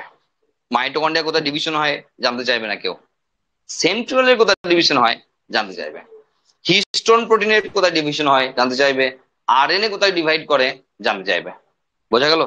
তাহলে যে জায়গাগুলোতে ছেলে মেয়েদের কনফিউশন থাকে সেই জায়গাগুলো থেকেই কোশ্চেন থাকবে, সেই জন্য একটু খেয়াল রেখে। G1 ফেজ, দেখো G1 ফেজে কি বলছে, G1 phase corresponds to the interval between mitosis and the initiation of DNA replication. তাই হচ্ছে, দেখো, ইনিশিয়েশন অফ ডিএনএ রেপ্লিকেশন আর মাইটোটিক ফেজ, এই দুটোর মাঝে পড়ছে G1, তাই না? কিরকম প্রশ্ন হবে দেখো, G2 phase corresponds to the interval between mitosis and introduction of DNA replication। হয়ে গেল স্টেটমেন্ট, বোঝা গেল? স্টেটমেন্ট 1, G1 এর জায়গায় শুধু G2 বসিয়েছে, আর কিছু করে নাই। এখানে G1 corresponds the interval between mitosis and initiation of DNA synthesis আছে, DNA replication আছে, এই লাইনটাই তুলে দেবে, শুধু G1 এর জায়গায় G2 দেবে, দিয়ে এটা একটা স্টেটমেন্ট দিয়েছে। সেকেন্ড আর একটা স্টেটমেন্ট দেবে, দিয়ে ওই স্টেটমেন্ট এ ঠিক আছে, বি ভুল আছে, এ ঠিক আছে তার সঠিক ব্যাখ্যা বিতে আছে, এ ভুল বি ঠিক, এরকম করে দেবে স্টেটমেন্ট বেস কোশ্চেন। বোঝা গেল? ছেলে পিলে ঘাবড়ে কোথায় যায়, কোথায় গন্ডগোল গুলো হয় এসব জায়গায়, কারণ সে কিন্তু অতটা খেয়াল করেনি, গোটা লাইনটা পড়ে গেছে, এনসিটি বহুবার পড়ে গেছে, কিন্তু G1 আর G2 ব্যাপারটা অতটা খেয়াল করেনি। ব্যাস এই ভুলগুলোই তো করাবে ইচ্ছা করে। ঠিক আছে? পরীক্ষা মানে শুধু কতটা জেনে গেছো বুঝে গেছো ওখানে কতটা লিখতে পারলে এটা না। পরীক্ষা মানে ওভারঅল সিচুয়েশনটা কতটা ট্যাকেল করতে পারলে এটা বিষয়। কারণ পরীক্ষার সময় তোমাকে সব দিক মাথায় রেখে টাইমটা মেনটেন করে লিখতে হয়। আমি জানি সব টাইম কি তোমার শ্বশুর হয় যে দেবে 5 ঘন্টা ধরে? দেবে না, না। টাইমটা মেনটেন করার ব্যাপার আছে, তাই না? পারিপার্শ্বিক পরিবেশ অনেক তোমাকে ডিস্টার্ব করবে, সেই ডিস্টারবেন্সটাকে বজায় রেখেই তাদের বিরুদ্ধে তুমি যদি মানে তাদের বিরুদ্ধে যদি তুমি তোপ ডাকো, তাহলে বাইরে গিয়ে তারা তোপ ডাকবে। না, তোমার বন্ধুকে যদি তুমি বলো যে আমি জানি না, ওখানে রাগ দেখিয়ে দাও, বাইরে এসে তোমাকে রাগ দেখাবে কিন্তু। সুতরাং সেগুলো থাকবে। তার মানে পরীক্ষায় শুধু পড়ে গেলে হয় না, পরীক্ষায় আরো অনেক কিছু ব্যাপার আছে। তাহলে যখন এই লাইনটা পড়ছিলে, পাশের বন্ধু খোঁচা মেরেছিল এই 32-এরটা বল, হ্যাঁ, বাই চান্স ধরো, নিচের ক্ষেত্রে সেটা প্রায় ইম্পসিবল, হ্যাঁ, কারণ সেই গ্যাপও থাকবে যা তোমার বন্ধুকে খোঁচা মারার জন্য থাকবে না। ঠিক আছে? সুতরাং এবং কোশ্চেন সেট আলাদা হবে না, সেখানে একবারে এ থেকে শুরু করে দেখবে আই পর্যন্ত সেট চলছে, হ্যাঁ। তো ওই 180টা কোশ্চেনকে এমন সাফলিং করানো আছে যে তোমার 1 নম্বর, ওর ক্ষেত্রে সেখানে 89। তো খুঁজে পাবে কোথায় যে তুমি গোতা মারবে? খুঁজেই তো পাবে না, তাই না? তোমার কোশ্চেনের সঙ্গে তার কোশ্চেন তো মিলবেই না। কোশ্চেনে কি আছে, কিন্তু কোশ্চেনের নাম্বারে সাফলিং করানো আছে। এবং একটা দুটো নয় যে A B C D 4টে সেট, যাই হোক এদিক ওদিক ওদিক করে মিলে যাবে যে ওই যে ওইটা আমার, মিলবেই না। কারণ এ থেকে আই পর্যন্ত বুঝতে পারছো কোথায় চলে যাবে? তো এ থেকে আই পর্যন্ত যাওয়ার পর আরেকবার এ আসবে, তোমার তো মাথায় হাত পড়ে যাবে যে তার সঙ্গে তোমার ম্যাচ করিয়ে। এবার 90টা কোশ্চেন, আমি যদি 180টা কোশ্চেন বলি, তোমার কখনোই সম্ভব নয় যে সেই কোশ্চেনটা কোথায় আছে সেটাকে ধরে কোশ্চেনটাকে বন্ধুকে জিজ্ঞাসা করার অপশন পাবে, তাই না? মানে পরের ভরসা এসব হবে না, একটাও হবে না। ঠিক আছে? সুতরাং পুরো নিজের ভরসাতেই যেতে হবে, যেটুকু করে আসতে হবে নিজের ভরসাতেই করে আসতে হবে। সেই জন্য পরীক্ষা দেওয়ার সময় আমরা বলি যে কপি করে টুকে পাশের দিকে গাদা নম্বর পেয়ে কোনো লাভ নাই। পাশের দুটো ভালো বন্ধু বসে আছো, তুমি এখন পরীক্ষা দিচ্ছ, এ পাশে একবার ও পাশে একবার ঢু মারলে, যে দেখা গেল দুপাশের ভালো বন্ধুকে থেকে তুমিই বেশি পেয়ে গেলে। যারা বন্ধুরা যারা করলো তাদের ক্ষমতায়, দেখা গেল সেই ক্ষমতা দুজনের নিয়ে তুমি বেশি ক্ষমতা অর্জন করে ফেললে, কি লাভ? কি লাভ হবে? ঢেঁড়স হবে, কিছু হবে না। বোঝা গেল? তো সেই জিনিসগুলো মাথায় রেখে পরীক্ষাগুলো দিতে হবে, সারা বছর করে প্র্যাকটিস করতে হবে। বাদাও। During G1 phase, the cell is metabolically active and continuously grows but does not replicate its DNA.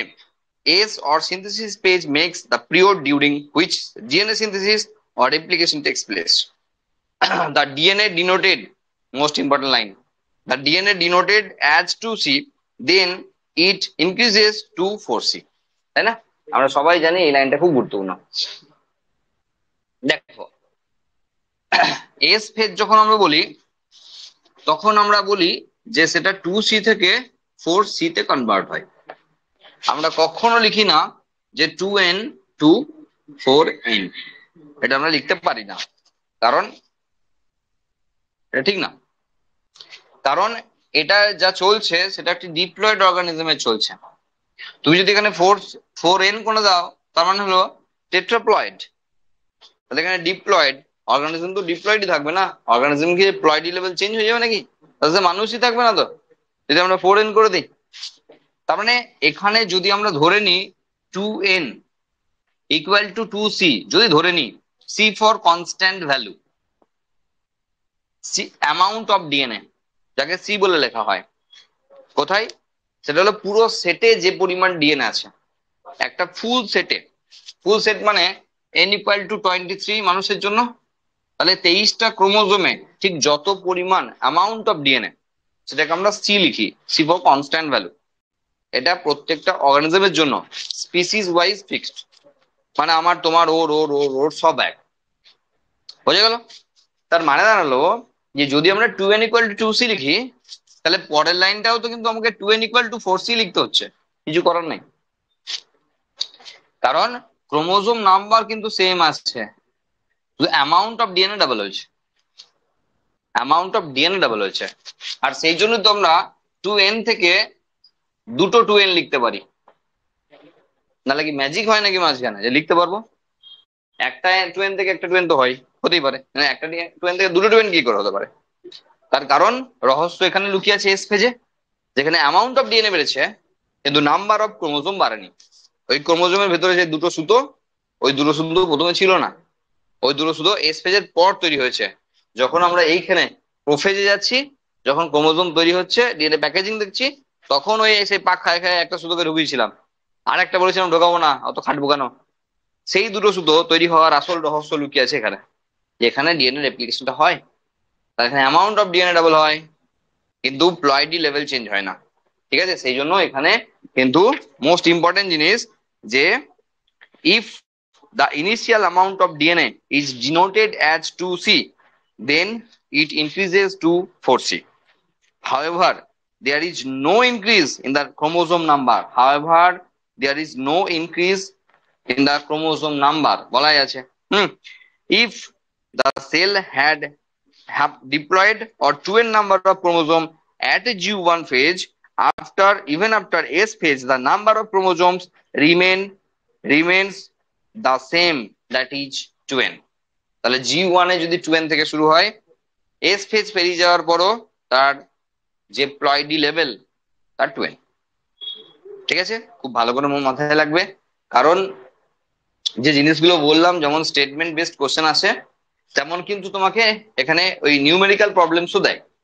যে একটা ধরো গাছের ক্ষেত্রে ক্রোমোজোম নাম্বার G1 ফেজে 2n ইকুয়াল টু 24 আছে, তাহলে সেখানে এম ফেজে গিয়ে বা এখানে বলো প্রোফেজে গিয়ে তার ক্রোমোজোম নাম্বার কত হবে, জাস্ট ঘাবড়ানোর জন্য দেয় এসব কোশ্চেন। বোঝা গেল কি বললাম? ধরো সেল ডিভিশনের একটা কোশ্চেন এসছে, যে সেল ডিভিশনের কোশ্চেনটাই এসছে। আচ্ছা, আমি একটা কথা বলে রাখি, দেখবে আমরা কোর্সের মধ্যে যখন সেল ডিভিশনের পার্ট গুলোকে অ্যাড করেছি না কোর্সের ফোল্ডারে, কোর্সের যে সেল ডিভিশনের ফোল্ডার, ক্লাস 11 কে বলছি, কোর্সের যে সেল ডিভিশনের ফোল্ডার, সেই ফোল্ডারে যখন দেখবে সেল ডিভিশনের ভিডিওগুলোকে অ্যাড করেছি, শেষে দেখবে আরো ভিডিও দুটো অ্যাড করেছি, সেটা হলো নিউমেরিক্যাল প্রবলেমস। দুটো ভিডিও আছে, যদি কেউ দেখে দেখো বুঝতে পারবে। সেখানে ওই সেল ডিভিশন রিলেটেড যে সমস্ত নিউমেরিক্যাল প্রবলেমস বা অঙ্ক আছে হিসাব মতো আর কি, হ্যাঁ, সেগুলো সেখানে দেওয়া আছে। ঠিক আছে, সেগুলো যারা দেখেছে ভালো, যারা দেখে নাই তারা আরো ভালো। ঠিক আছে, সেগুলো নিয়ে আমরা একদিন আবার ডিসকাস করে দেবো। ক্লাস 12 এর জন্য দরকার নাই, কারণ তাদের অলরেডি একবার ডিসকাস করা আছে। ক্লাস 11 এর জন্য একবার ডিসকাস করে দেওয়ার দরকার আছে, কারণ সেখান থেকে অনেক অনেক গুরুত্বপূর্ণ কোশ্চেন আসবে একটাই, কিন্তু আছে। হ্যাঁ, দুটো ভিডিওর মাধ্যমে কিন্তু গোটা বিষয়টা বলা আছে ওখানে। হ্যাঁ, দেখবে প্রত্যেকটা প্রবলেম দেওয়া আছে, তাকে সলভ করে দেওয়া আছে। ঠিক আছে, দেখে নেবে একবার, অসুবিধা হলে আমাকে বলবে। তাহলে এটা আমরা ভালো করে বুঝে নিলাম, টু 2C আর 4C কেসটা। In animal cells, during S phase, DNA replication begins with the nucleus and the centriole duplicates in the cytoplasm. বোঝা গেল? ভালো করে দেখো, মাথা কেন চুলকাচ্ছে আমি বুঝতে পারছি, কারণ প্রোফেজে সেন্ট্রিওল ডিভাইড করে দু প্রান্তে যেতে লেগেছে, এরকম পড়েছিলেন হয়তো মনে পড়ছে। কিন্তু বিষয়টা তোমাকে ভাবতে হবে, যখন এস চলছে, দেখো আরেকবার পড়ো, in animal cells during S phase DNA replication begins with the nucleus and the centriole duplicates in the cytoplasm. তাহলে যখন ডিএনএ রেপ্লিকেশন নিউক্লিয়াসের মধ্যে চলছে, তখন সাইটোপ্লাজমের মধ্যে সেন্ট্রিওলের ডিভিশন চলছে। কার? অ্যানিমেলের, যার আছে, প্ল্যান্টের তো আর নেই সেন্ট্রিওল। তাহলে সেন্ট্রিওলের কেন বললাম এই পার্টিকুলার সেল অর্গানেল নিয়ে, দেখো বাকি সেল অর্গানেল গুলোর নাম আসছে না, বাকি সেল অর্গানেল গুলোর নাম আসছে না, কিন্তু সেন্ট্রিওলের নাম চলে হট করে, কারণ এ স্পেশাল। বাকিরা সবাই জানে, সব G1 হয়ে যায়, সেই জন্য ওদের নাম কোনো স্পেশাল কিছু না। কিন্তু সেন্ট্রিওল যেহেতু G1 হয় না, সেই জন্য ও স্পেশাল, ও এস ফেজে হয়। দেখো, যেটা ইউজুয়ালি সেটাকে কেউ খেয়াল রাখে না। ঠিক আছে, যেটা অড সেটাকে মানুষ খেয়াল রাখে, সেটা ভালো হতে পারে খারাপ হতে পারে। তুমি দারুণ বদমাইশ, লোকে তোমাকে মনে রাখবে, তুমি দারুণ বদমাইশ ছেলে, অথবা তুমি দারুণ ভালো ছেলে, লোকে তোমাকে মনে রাখবে। যারা এমনি নর্মাল, তাদের মনে রাখে না কেউ। দেখবে সব জায়গাতেই একই বিষয়, স্কুলে একদম বাজে ছেলে, থার্ড ক্লাস ছেলে, কিন্তু কাজে দেখো একেবারে এক পায়ে রেডি আছে। মানে কাজ করতে ওরা ভীষণ ওস্তাদ। হ্যাঁ, স্কুলে যা বলবে, এই ঘর থেকে ওখানে বেঞ্চ নিয়ে যাওয়া থেকে আরম্ভ করে মিড ডে মিল খাইয়ে দেওয়া, এটা ওটা সেটা, সবেতেই এক নম্বরে আছে। পড়াশোনা করতে বলো, নাই। বেশি দিন স্যারদের মনে থাকে এই ছেলেগুলোকে, এই ছেলেগুলো বেশি দিন মনে থাকে। বরং একটা ভালো ছেলে খুব ভালো পড়াশোনা করতো, তাকেও একটু কম মনে থাকবে, টাইম ডিউরেশনে বলছি। কিন্তু যে ছেলেগুলো এরকম অদ্ভুত টাইপের ছেলে না, তাদের অনেকদিন মাথায় থাকে। বোঝা গেল? দেখো, during the G2 phase, proteins are synthesized in preparation for mitosis while cell growth continues. তাহলে এখানে G2 তে মাইটোটিক ফেজে যা যা ঘটনা ঘটাবে তার জন্য যে প্রিপারেশন, সেটা G2 তে হয়। সমস্ত সেল অর্গানেলস প্লাস সাইটোপ্লাজম, তার ডুপ্লিকেশন হয় G1 ফেজে। এস ফেজে ডিএনএ সিনথেসিস হয়। আর কি সিনথেসিস হয়? সেন্ট্রিওলের সিনথেসিস হয়, আরএনএও সিনথেসিস হয়। সেগুলো দেয়া না, এনসাইটোতে দেয়া নাই, সেগুলো সিনথেসিস হয়। এখানে এসে যে সমস্ত প্রোটিন গুলো ক্রোমোজোম তৈরি করতে কাজে লাগবে, সেই সমস্ত প্রোটিন গুলো, বেম তন্তু বা স্পিন্ডল ফাইবারের যে উপাদান, সেগুলো ডিএনএ রেপ্লিকেশন এখানে হয়েছে। এখানে প্রুফ রিডিং করাবে। যদি ভুল ভ্রান্তি হয়ে থাকে ডিএনএ রেপ্লিকেশনে, তাহলে সেগুলোর রিডিং মানে প্রুফ করাবে, ঠিক করাবে আর কি, প্রুফ রিডিং করাবে। এর প্রিপারেশন সমস্ত কিছু কেন হবে, দিয়ে যাবে এখানে, তাই না? মাঠে নামার আগে সব তো প্রিপারেশন নিয়ে নিতে হবে, সেল ডিভিশন করার আগে সমস্ত প্রিপারেশন নিয়ে নিতে হবে। তো সেটাই এখানে বলা আছে যে proteins are synthesised in the preparation of mitosis while the cell growth continues. Next পেজে দেখো, some cells in the adult animals do not appear to exhibit division, that is hard cell, and many other cells divide only occasionally as needed to replace cells that have been lost because the injury of the cell death. দেখো, cell division আমরা পড়ছি, আর সেখানে mitotic division পড়ছি, তাই তো? আমরা cell cycle পড়ছি মানে মাইটোটিক ডিভিশন করছি, প্রথম থেকে বলে আসছি। এবার মাইটোটিক ডিভিশনে আমরা বলছি যে 24 ঘন্টায় সেল একবার ডিভাইড করে, কিন্তু সবসময় সবসময় কি ডিভাইড করবে? তা করবে না। তার কারণ আমরা বলেছিলাম, ধরো একটা 18 বছরের ছেলে, তার ওজন 60 কেজি, তাহলে 18 বছর একদিন যখন হবে, তার ওজন তাহলে 120 কিলো হবে। 18 বছর দুদিন যখন হবে, তার ওজন তাহলে তার ডবল, মানে 240 কিলো হবে।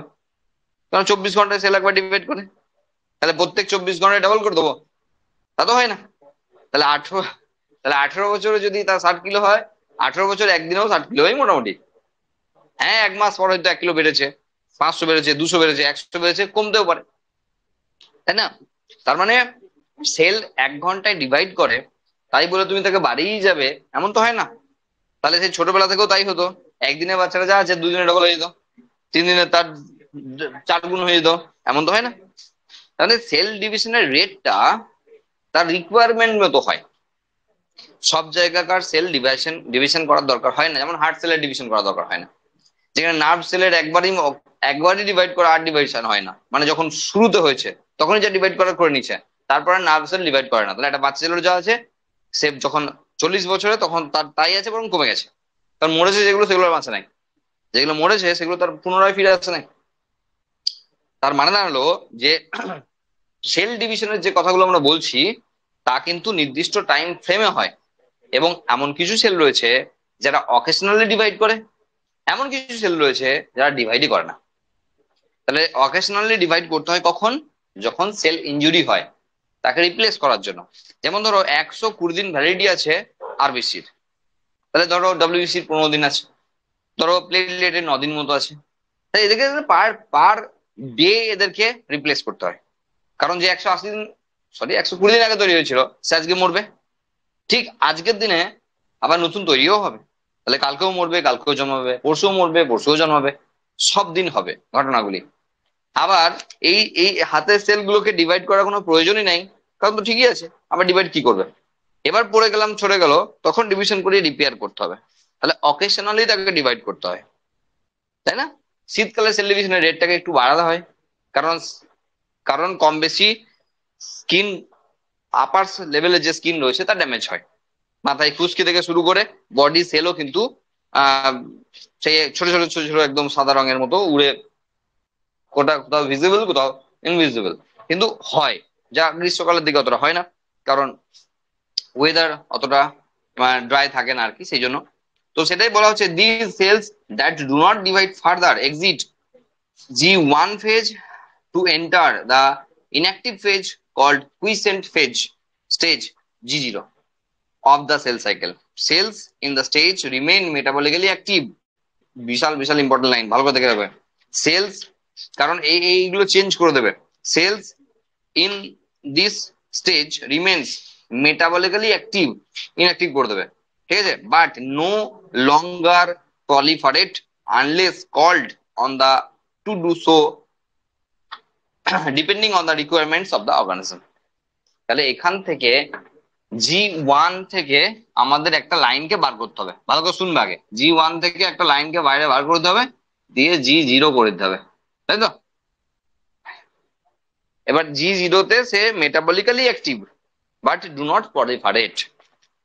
এমন নয় যে মরে গেল, মেটাবলিক্যালি অ্যাক্টিভ মানে জীবিত আছে, যা আছে তাই আছে। যখন তার প্রয়োজন হবে তখন সে আবার প্রলিফারেটিভ স্টেজে আসবে। তাহলে এখান থেকে এ ফিরে আসতেও পারে, নাও আসতে পারে। সেই জন্যই আমরা এই কুইসেন্ট ফেজ যেটা G0 বলছি, সেটাকে দুভাগে ভাগ করি, একটা হলো পার্মানেন্ট আর একটা টেম্পোরারি। টেম্পোরারি G0 আর পার্মানেন্ট G0। যখন আমরা সেন্ট্রিওলের কথা বলছি, সরি, যখন আমরা নার্ভ সেলের কথা বলছি, ওদের দিকে তাকালাম আর বইটা দেখে, যখন আমরা নার্ভ সেলের কথা বলছি তখন সেটা পার্মানেন্টলি G0, আর যখন বডির বাকি সেলগুলোর কথা বলছি তখন কিন্তু টেম্পোরারি G0। তাহলে কেউ রয়েছে যার কোনোদিন ডিভাইড করবে না, নার্ভ সেল, আবার কেউ রয়েছে যারা দরকার পড়লেই ডিভাইড করবে, সেই জন্য পার্মানেন্টলি আর টেম্পোরারি G0। এবার সবচেয়ে যেটা কোয়েশ্চেনেবল মার্ক, যে G0টা কোথায়, মানে G1 এর কোন জায়গাতে G0টাকে প্লেস করব। যেমন এনসিআরটি তে আছে তেমন এরকম মাঝখান থেকে কোথাও একটা, না এইরকম একটা জায়গা যেখানে চেক পয়েন্ট আছে, সেখানে G0 কে প্লেস করে এখান থেকে ঢোকাবো। তো এটা আর এটার মধ্যে কোয়েশ্চেন মার্ক। এনসিআরটি হলো ভগবান নিটের জন্য, যা বলেছে তাই মানবো, কোনো এদিক ওদিক হবে না, ঠিক আছে? ওখানে যা বলা আছে, যেমন জায়গা থেকে G0 দেখানো আছে সেরকম জায়গা থেকে G0 ধরেই আমরা মেনে চলবো, ঠিক আছে? আগের পেজে দেখে নাও, G0 G1 এর মাঝামাঝি জায়গায় দেওয়া আছে, কিচ্ছু করার নাই, ওটাই মানতে হবে, ঠিক আছে? কিন্তু যদি আমরা ঠিকঠাক ভাবে বুঝতে চাই, দেখতে চাই, তাহলে তুমিই বলবে যে G0 লোকেশনটা ঠিক ওখানে না, এই জায়গাতে হবে G0 লোকেশন। কারণ এখানে আছে G1S চেক পয়েন্ট। তাহলে চেক পয়েন্টে এসে চেক হবে, ধরা পড়বে যে এর সব ঠিকঠাক নেই, তাই জন্য তাকে ব্যাকে ফেরাবে যে তুই সব রেডি করে আয়গা, এখন নয়।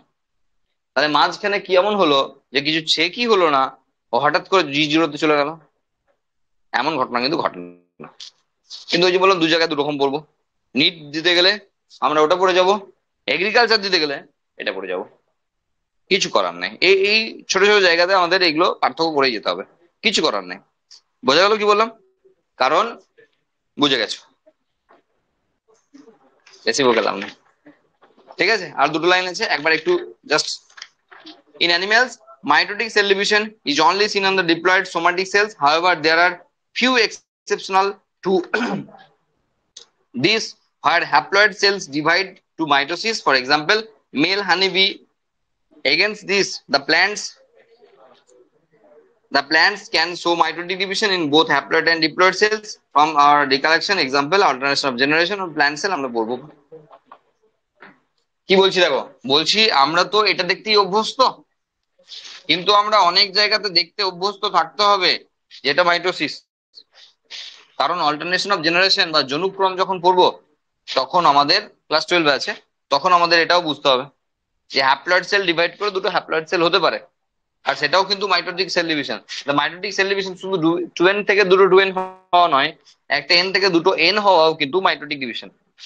যেখানে হানিবির এক্সাম্পল দেওয়া আছে, মৌমাছির ক্ষেত্রে যারা মেল তারা আমরা জানি, 12 এর ছেলেরা জানে যে তারা হ্যাপ্লয়েড হয়, আর যারা ফিমেল তারা ডিপ্লয়েড হয়। তাহলে এই মেল, তাই বলে ভেবো না এই মেলের ক্ষেত্রে, আচ্ছা এই মেলের ক্ষেত্রে যখন স্পার্ম জেনারেট করছে না, তখন থ্রু মাইটোসিস। তাহলে হওয়া উচিত ছিল গ্যামেট জেনারেশনের সময় মিওসিস হওয়া উচিত ছিল, কিন্তু এটা মাইটোসিসের থ্রু দিয়ে গ্যামেট প্রোডাকশন করলো। এরকম যারা যারা হ্যাপ্লয়েড অর্গানিজম আছে তাদের কিন্তু, যেমন ধরো অ্যালগি, ফাঙ্গাই, এরা সবাই হ্যাপ্লয়েড অর্গানিজম। তাহলে এদের বডি যখন ডিভাইড করছে, ওই যে ছোট্ট একটা ফাঙ্গাই সন্ধ্যেবেলার, সকালবেলায় এত বড়, তো এখানে মেনলি মাইটোটিক ডিভিশনই রয়েছে, ঠিক আছে, এবং শুরুটা হয় হ্যাপ্লয়েড সেল থেকে, ঠিক আছে। তো সুতরাং হ্যাপ্লয়েড সেলের উপর মাইটোটিক ডিভিশন হতে পারে, ডিপ্লয়েড সেলের উপর মাইটোটিক ডিভিশন হতে পারে। বোঝা গেল কি বললাম? এই বিষয়গুলো মোটামুটি আমাদের জানতে হবে। এম ফেজে আমরা ঢুকলাম না, কারণ এম ফেজ পড়া মানেই প্রোফেজ, মেটাফেজ, অ্যানাফেজ, টেলোফেজ দিয়ে পড়ে আমাদের, আমরা খুব চেষ্টা করব যাতে নেক্সট দিনে এই চ্যাপ্টারটাকে শেষ করা যায়। কারণ মাইটোসিস পড়া হয়ে গেলেই না আমরা অনেকটাই এগিয়ে যাব, মিওসিস পড়তে গিয়ে আমাদের খুব একটা টাইম লাগবে না। হ্যাঁ, আমরা চেষ্টা করব যাতে নেক্সট দিনে শেষ করে দেওয়া যায়। ওকে।